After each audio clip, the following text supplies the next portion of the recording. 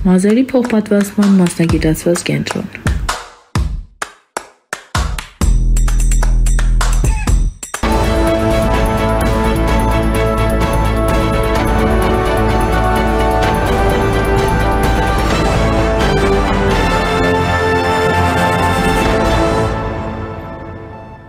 Առաջին լրատվականը արտակարգ թողարկմամբ հետևում է իրադարձությունների զարգացմանը։ Բարև ձեզ, տաղավարում աշխատում է Վալոդիա Մուշեղյանը, մեզ է միացել տարածաշրջանային հարցերով փորձագետ Արմեն Պետրոսյանը։ Բարև ձեզ, պարոն Պետրոսյան, շնորհակալ եմ այս հնարավորության համար։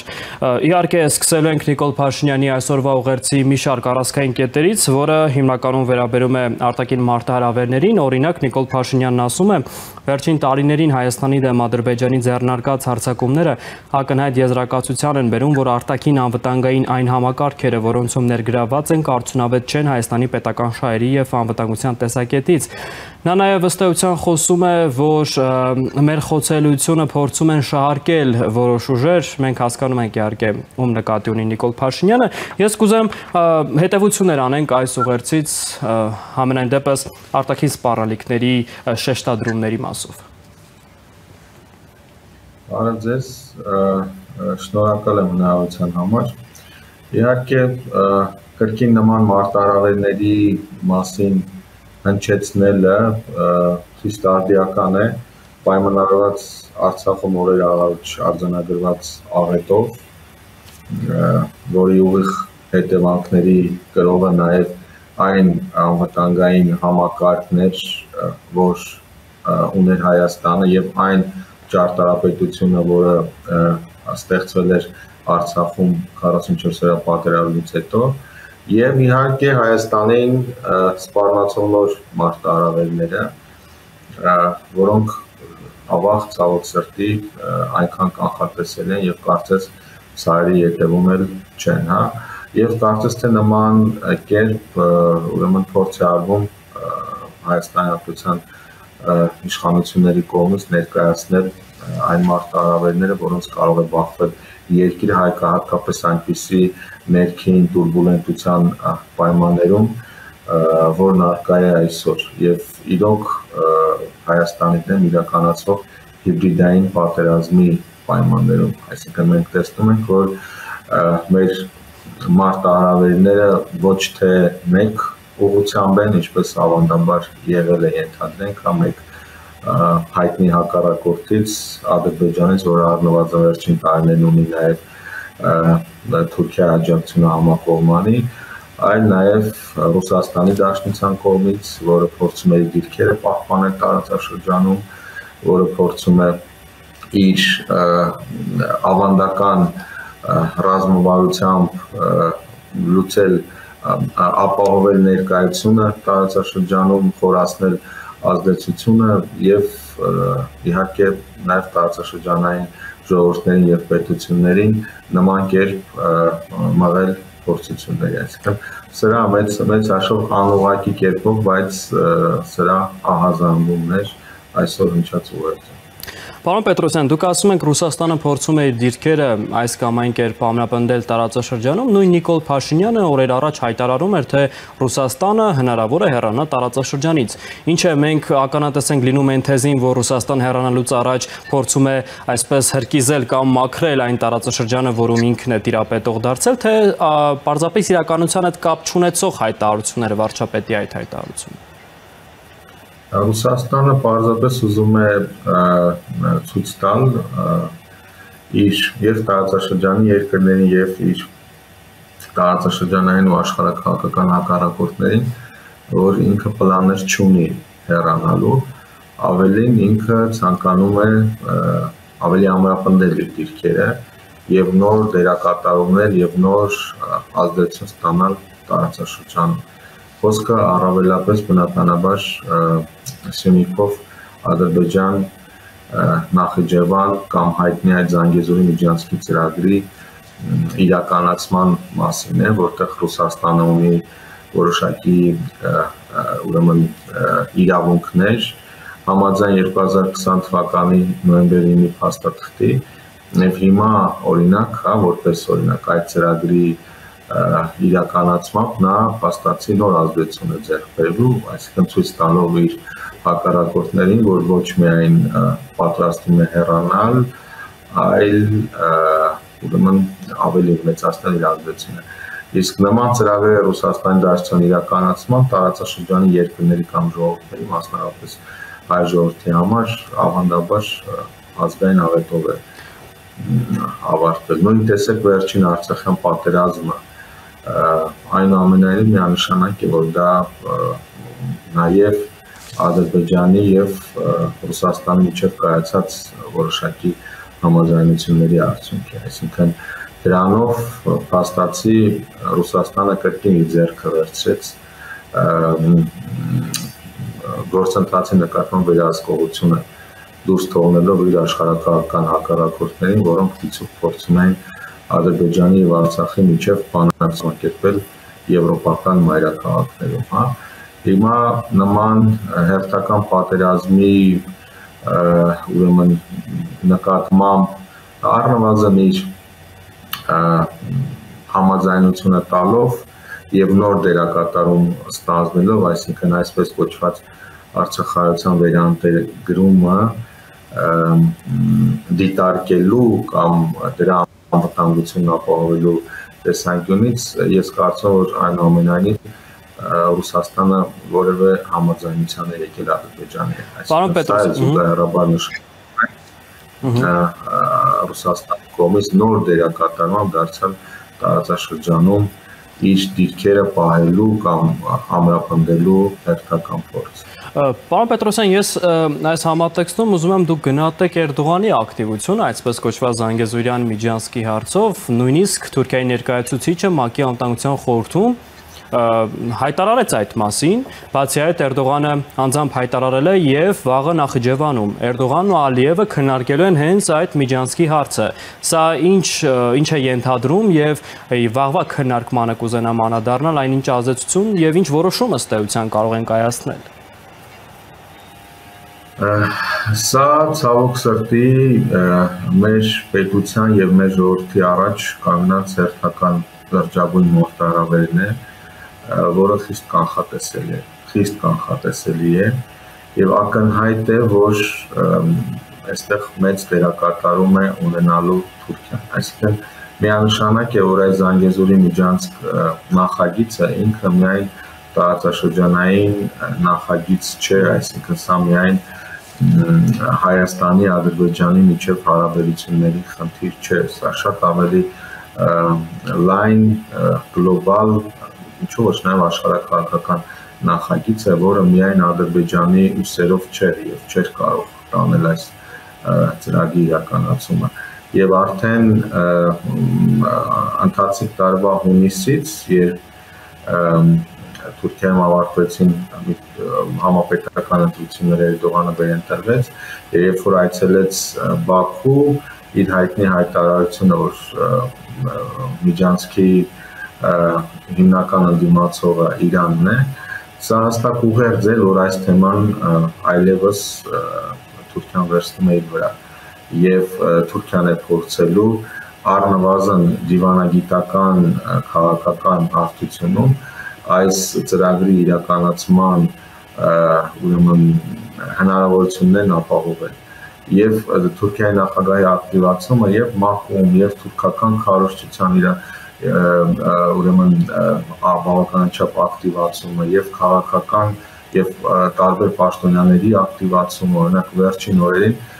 բազմաթիվ Թուրքիայի պաշտոնյաներ, նախագահ, արտգործ նախարար, պաշտպանության նախարար, տարբեր իշխող կուսակցության ներկայացուցիչներ բազմիցս խոսել են այս ծրագրի մասին։ Այսինքն ակնհայտ է, որ այս թեման Թուրքիան վերցել է իր ձեռքը եւ ես կարծում եմ, որ 3 գումարած 3 բանաձևի տրամաբանության մեջ, բայց տարածաշրջանին հարևան 3 գերտերություններով, խոսքը Իրանի, Ռուսաստանի եւ Թուրքիայի մասին է, 3-ի միջև փոխհամաձայնությամբ փորձ են անելու պարտադրել Հայաստանին այս միջանցքը։ Ես կարծում եմ, որ ներկա բանաձևը այս տրամաբանությամբ է։ Դուք կարծում եք, որ Իրանը, պարոն Պետրոսյան, Իրանը հաշվի առնելով Իրանի այն հայտարարությունները կարմիր գծերի մասին, պարբերաբար հիշեցնելով այդ թվում Շոյգուի Իրան կատարած վերջին այցից հետո հիշեցնելով այդ մասին եւ նաեւ ակնարկելով 3+3 ձևաչափի կարեւորությունը, կարծում եք Իրանը այդ ձևաչափով ինչը կզիջի, որովհետեւ հասկանալի է, չէ, որ Զանգեզուրյան միջանցքը այսպես կոչված Իրանի համար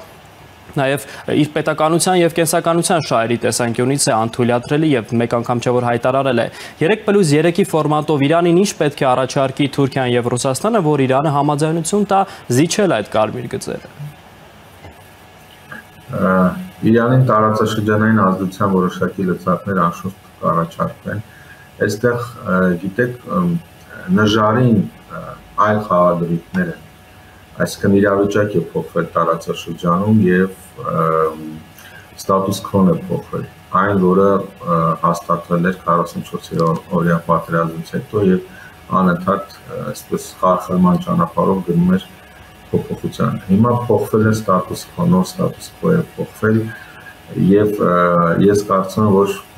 այնուամենայնիվ կա որոշակի համախոհություն այս 3 խաղացողների միջև։ Հիմա նշեմ, վերջին շրջանում իրանական պաշտոնական հայտարարություններում եւս մի կարևոր ուղերձ է ավելացել։ Խոսքը պետությունների տարածքային ամբողջականության, սահմանների անխախտելիության այս սկզբունքները որպես կարմիր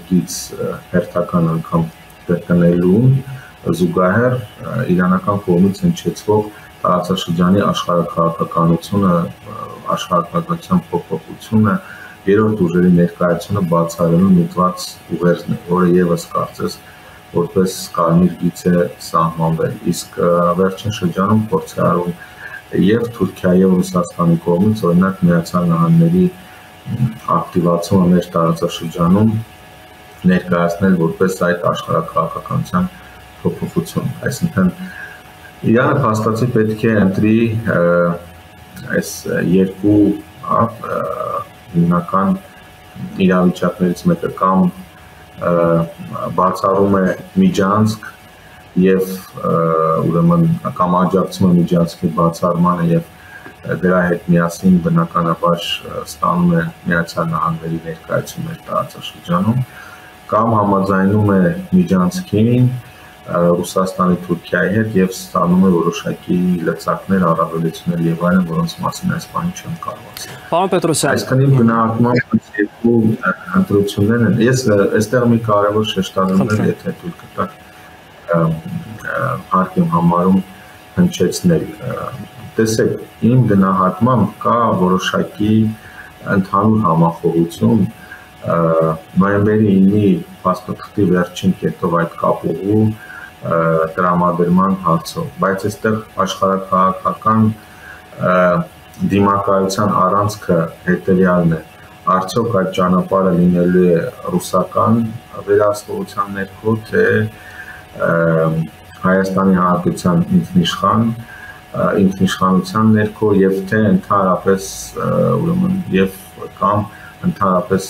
Թուրքիայի եւ Ադրբեջանի վերահսկողության ներքո։ Այսինքն այս 3 հիմնական տարբերակներն են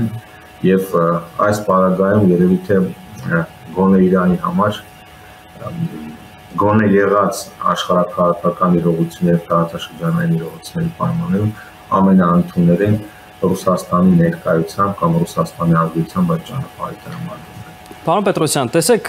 հասկանալի է, որ Իրանի եւ Արևմուտքի հավաքական հարաբերությունները ինչպիսին են, բայց մենք եկեք չմոռանանք նաեւ, որ Իրանն ու նաեւ նույն Արևմուտքը որոշակի խողովակներ ունեն այսօր երկխոսության, նույն մեկի դրսևորումը Հայաստանում Ֆրանսիայի եւ Իրանի դեսպանների հանդիպումն էր, ինչը կարծում եմ պետք է չանտեսել։ Միանշանակ։ Եվ այս միանշանակ այդպես է, բացի այդ մենք գիտենք, որ կան Կատարի միջոցով շփումներ, օրինակ վերջին շրջանում Միացյալ Նահանգների եւ Իրանի միջև այսպես կալանավորների փոխանակությունը տեղի ունեցել, իրանական ակտիվների ապասարեցումը տեղի ունեցել։ Այդ շփումները կան, բայց խոսքը աշխարհաքաղաքականության մասին է։ տարածաշրջանի երկրները, գիտեք, սա պատմական իրողություն է, այսինքն իրենց համար խոսքը Իրանի, Ռուսաստանի եւ Թուրքիայի մասին է։ Իրենց համար դարձյալ կարմիր գիծ է այս տարածաշրջանի խնդիրները միայն սեփական ռեսուրսներով լուծելը եւ երրորդ պետության ներկայության եւ հատկապես արևմտյան որևէ դերակատարի ներգրավվածության բացառումը։ Այսինքն սա է ամբողջ խնդրի էությունը։ Ասել ենթադրենք, որ ինչ որ իրավիճակային առումով Իրանը կարող է համաձայնել արևմտյան ակտիվ ներգրավվածության տարածաշրջանային խնդիրներին, այո, դա կարող է, եթե զուգահեռաբար մենք չտեսնենք Ռուսաստան-Թուրքիա համախոհություն։ Այսինքն, եթե այս համախոհությունը չլինի, գուցե Իրանի դիրքորոշումը շատ ավելի ընկալելի լինի արևմուտքի տեսանկյունից, արևմուտքի ներգրավման տեսանկյունից, բայց երբ որ տեսնում ենք, որ կա Ռուսաստան-Թուրքիա եւ նաեւ Ադրբեջան համախոհություն, այստեղ վստահաբար Իրանը չի գնա վաբանկ եւ իր հակառակորդի հետ համագործակցությամբ փորձի կանխել իր անմիջական հարևանների ծրագրերը, այլ ին գնահատմամբ փորձի պարզապես մաս կազմել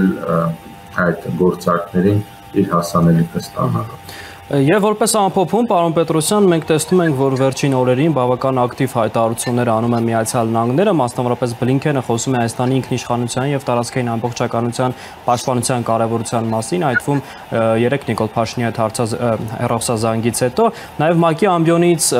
Գերմանիայի ԱԳՆ ներկայացուցիչը նախարարը խոսեց Հայաստանի ժողովրդավարության դեմ ոտնձգության անթույլատրելիության մասին, եւ այս ամենը հաշվի առնելով, արևմուտքը, որը ավանդապես մենք ամենայն դեպս այդպես ենք ընկալել, որ Թուրքիայի եւ Ադրբեջանի վրա ունի լծակներ ճնշելու եւ այլն։ Եվ շատերն ասում են, որ քանի որ մինչեւ հիմա այսպես կոչված Զանգեզուրյան միջանցքը դեռևս գոյություն չունի, դա հենց Միացյալ Նահանգների եւ Իրանի իհարկե հասկանալի է, նաեւ Միացյալ Նահանգների։ Այս առումով ճնշումները փորձեն գնահատել, արդյոք կլինեն այնքան, որ դրանք կզսպեն Թուրքիային եւ Ադրբեջանին, եւ այս առումով հասկանալի է, որ Ռուսաստանի Դաշնությունն էլ գոյություն ունի, որի վրա նաև Միացյալ Նահանգները ճշմարտ լծակներ չունի, այս առումով, մի փոքր իրավիճակը փորձենք բացատրել։ Հենց շատ լավ հարց է իրականում, հենց թնջուկը հենց այստեղ է կայանում, խնդրի ողջ թնջուկը հենց այս բանաձևի տրամաբանության մեջ է։ Այսինքն աշխարհաքաղաքական նման բախման պայմաններում, երբ Միացյալ Նահանգներն ու Ռուսաստանը հակամարտում են, փաստացի այս տարածաշրջանը դառնում է վերածում է մեկ այլ թատերաբեմի, որտեղ այս խաղացողների շահերը բախվում են։ Հիմա Միացյալ Նահանգները փորձում է իր հայտարարություններով ուղերձներ հղել հատկապես Թուրքիայի եւ Ադրբեջանի, որ իր համար Հայաստանի տարածքային ամբողջականությունը կարմիր գիծ է։ Բայց այդ նույն ուղերձները Միացյալ Նահանգները հղում էր նաև ենթադրենք Ուկրաինայի հետ կապված։ Բայց ցավոք չկարողացան որևէ մեկը չկարողացավ կանխել ուկրաինական պատերազմը։ Հիմա այս պարագայում եթե կա Ռուսաստանի համախոհությունը, եթե կա ծրագրի նկատմամբ Թուրքիայի եւ Ադրբեջանի շահագրգռվածությունը եւ պատրաստակամությունը գնալու այդ արկածախնդրության, ես կարծում եմ, որ քիչ հավանական է, որ կոչերով միայն հնարավոր կլինի կանգնեցնել նոր պատերազմը։ Ամեն դեպքում սա իմ կարծիքն է եւ գնահատական եւ կանխատեսում չէ բնավել։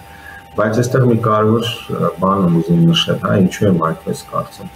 Մենք տեսել ենք բազմիցս ավելի մեծ տարածաշրջանում, թե ինչպես են օրինակ Թուրքիայի եւ Միացյալ Նահանգների շահերը բախվում։ Դիցուք օրինակ Սիրիայի հյուսիսում, Միացյալ Նահանգները դաշնակցում է տեղի քրդական կառույցների հետ, Թուրքիան այդ կառույցների դեմ պատերազմ է մղում համագործակցելով Իրանի եւ Ռուսաստանի հետ։ Նման խնդիր կա Կիպրոսում, նման խնդիր կա Արևելյան Միջերկրածովյան տարածաշրջանում, այսինքն այնպես չէ, որ Միացյալ Նահանգների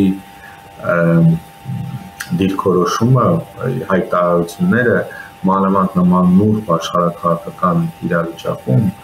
կարողանան կանխել։ Այստեղ այլ գործիքակազմ է պետք լինելու զսպելու համար Թուրքիայի, Ադրբեջանի եւ ինչու ոչ նաեւ Ռուսաստանի համատեղ ագրեսիան Հայաստանի ազատության դեմ։ Թե ինչ գործիքակազմ ակնհայտ է բոլորին, դա ռազմաքաղաքական գործիքակազմ է, բայց պատրաստ է արդյոք Միացյալ Նահանգները նման դերակատարություն ազդել մեր տարածաշրջանում, ես կդժվարանամ նման բան դիմել անել։ Այստեղ մի բան է ակնհայտ, որ հատկապես արևմտյան խաղացողների համար շատ կարևոր է նոր ագրեսիան բացառելը, այսինքն նոր պատերազմ, որը կխախտի ուրեմն պետությունների տարածքային ամբողջականության սկզբունքը, այն ինչ որ տեղի ունենում Ուկրաինայում, դա բացառելը, դա քննադատելը, դա հայտարարություններով մեղադրանքներ հնչեցնելը, կոչել անելը, դրանք կարող են անել։ Եվ տակից էլ պետք է փորձեն դա կանխել, հատկապես երբ որ դա Ռուսաստանի Դաշնության կողմից չէ, այսինքն Ադրբեջանի կողմից է, ինչ որ կամ Թուրքիայի կողմից է, բայց թե արդյոք այլ բացի կոչերից այլ գործիքակազմի կգնան, ես կդժվարանամ ասել։ Եվ հետո միայն նաև գիտեք, այստեղ մի քիչ էլ ամբողջական պետք է նայել իրավիճակը, ոչ միայն կոնկրետ Ադրբեջան, Թուրքիա, Ռուսաստան հարաբերությունները հաշվի առնելով, այլև կամ նաև Արևմուտք, Ռուսաստան այս հակամարտությունը հաշվի առնելով, այլև նաև բնականաբար Ռուսաստան-Հայաստան հարաբերությունները, որոնք ծայրաստիճան լարվածության մակարդակում են եւ իհարկե Հայաստանի ներքին իրավիճակը, որը եւս այսինքն այս խնդրին պետք է կոմպլեքս նայել եւ բոլոր բաղադրիչները հաշվի առնել տարածաշրջանային նոր փաստացի աշխարհաքաղաքական խաղի վերաբերյալ կանխատեսումներ անելիս։ Շնորհակալ եմ, պարոն Պետրոսյան, հարցազրույցի կարևոր մեկնաբանությունների համար։ Մեր հեռուստադիտողներին հիշեցնեմ, լսեցինք տարածաշրջանային հարցերով փորձագետ Արմեն Պետրոսյանին, իսկ դուք շարունակեք հետևել մեր ընթացքին։